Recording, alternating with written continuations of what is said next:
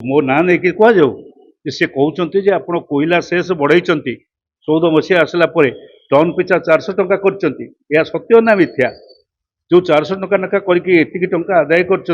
40 लाख कोटी टंका आपण ए राज्य नहीं जाइए गोटे टंका पाउनाटे मिले ना या सत्य ना मिथ्या जे मार्च मास पर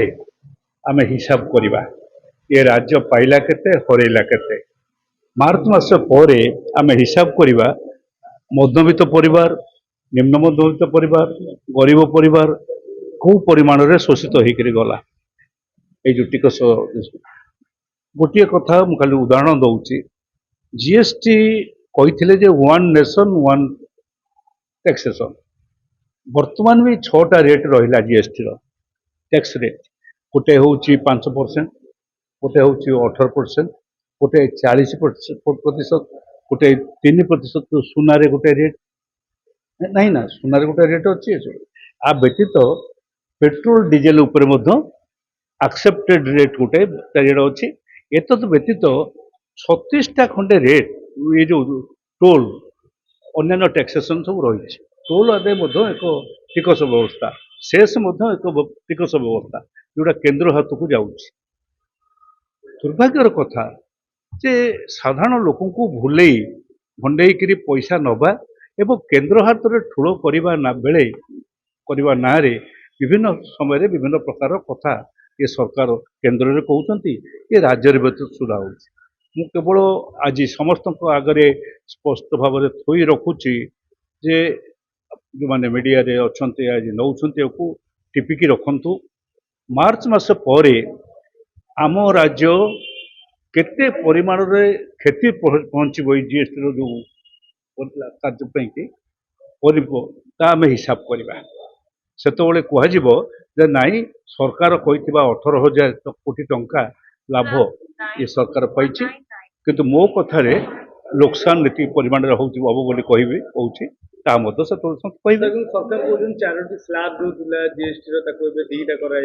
चिंता है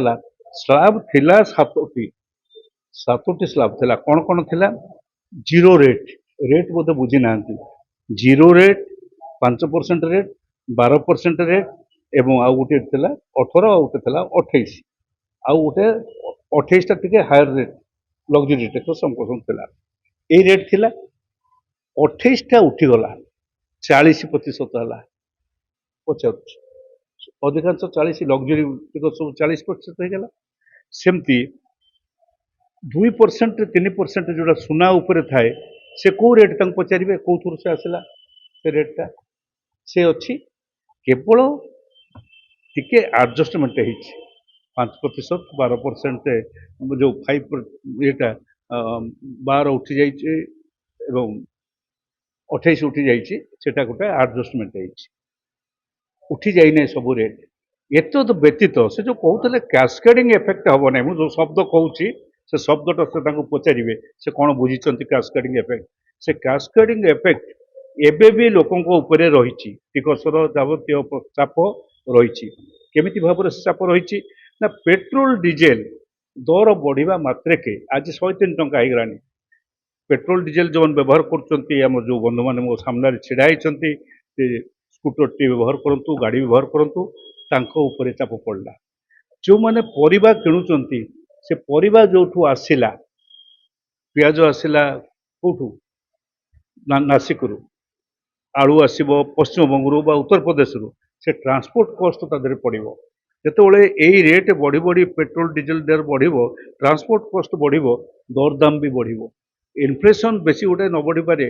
किंतु दर बढ़ो विभिन्न समय लोक मैंने से आफेक्टेड हे लुगा किणवा माछ किणवा खाଇବା जिनस जहाँ किणतु पिंधा जिनस जहाँ किणतु ये कथा कौन मालूम नहीं ये जापार ना ना पाखे जदि किसी अर्थशास्त्री अच्छा पचारि बुझुना ये पड़ो ना ना पेट्रोल डीजेल से कहे आम पेट्रोल डीजेल कि चाहूँ जे कहते खबर कागज बाहर कहते आम चाहला बेले ये जो 56तम काउनसिल बसला से दुईटी राज्य कौ राज्य दुईटी ना सरकार नथिबा राज्य डबल इंजिन नथिबा सरकार केरल और कर्णाटक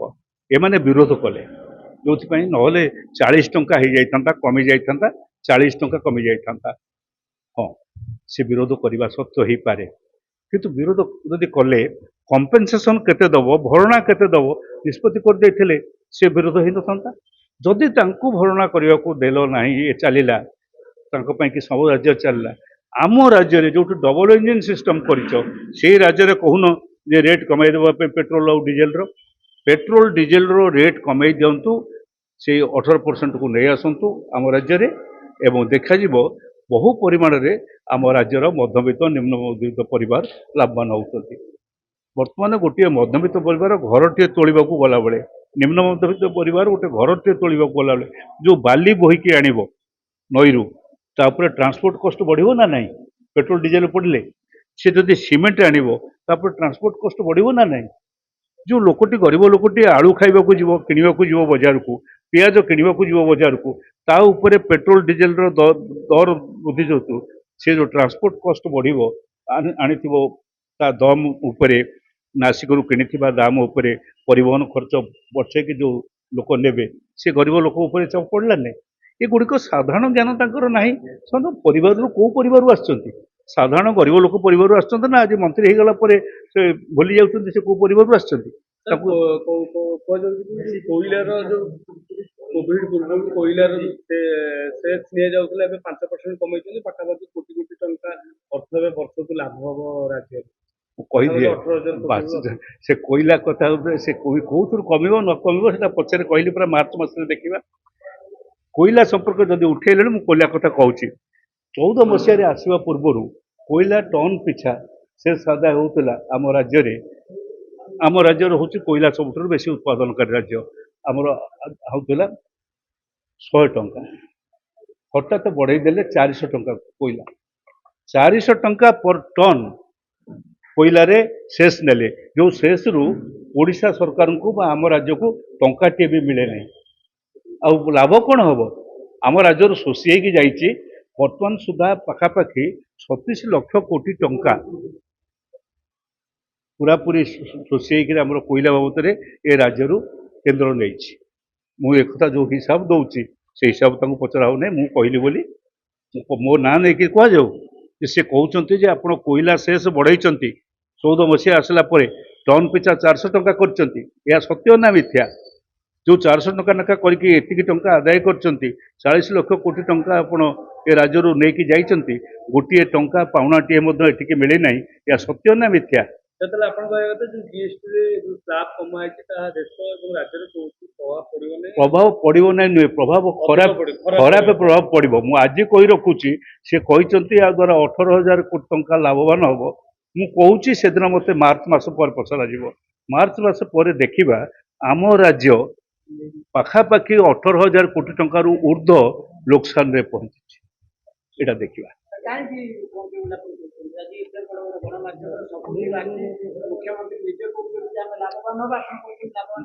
ମୁଁ ତ କହୁଛି ମୋ କଥା ଟିପାଇ ରହିବ ତାଙ୍କ କଥା ସେ କହୁଛନ୍ତି ଆମେ ଦେଖିବା। ଏବେ ଆଜି ଗୋଟିଏ କଥା କହୁଛି ଆଜି ଗୋଟିଏ କଥା ବାହାରିଛି ଯେ ଏଇ ଯୋଉ କନଷ୍ଟ୍ରକ୍ସନ ୱାର୍କରେ 3.5% ଲାଭ ମାନେ ଲୋକ ପାଇବେ। ତାର କାରଣ ହେଉଛି ସିମେଣ୍ଟ ଦର କମିଛି ଏବଂ ହ୍ୱାଇଟ୍ ସିମେଣ୍ଟ ଦର କମିଛି କନଷ୍ଟ୍ରକ୍ସନ ଦରରେ ଲାଭ ପାଇବେ। ମୁଁ କହୁଛି କନଷ୍ଟ୍ରକ୍ସନରେ ଲୋକସାନରେ ପହଞ୍ଚିବେ ବିଲ୍ଡର ମାନେ କନଷ୍ଟ୍ରକ୍ସନ ବିଲ୍ଡର ସବୁ ଅଛନ୍ତି। ତାର କାରଣ ହେଉଛି ଟ୍ରାନ୍ସପୋର୍ଟ କଷ୍ଟ ବଢ଼ିବ ଯୋଉ ବାଲି ଆଣିବେ ସିମେଣ୍ଟ ଆଣିବେ ସେ ପରିବହନ ଖର୍ଚ୍ଚ ବଢ଼ିବ ଏବଂ ସେଥିରେ ବଢ଼ିବ ପରିବହନ ଖର୍ଚ୍ଚ କେବଳ ବଢ଼ିବ ନାହିଁ ଆପଣ ପ୍ରତିବର୍ଷ ମଜୁରୀ ବଢ଼ିବାକୁ ବାଧ୍ୟ ଏଣୁ ଲୋକଙ୍କ ମଜୁରୀ ବି ବଢ଼ିବ କମିବ କେମିତି ସେ ହିସାବ ଦେଖିବା। ମୁଁ ତ ହିସାବ ଦଉଛି ଦେଖିବା ବର୍ଷ ପରେ।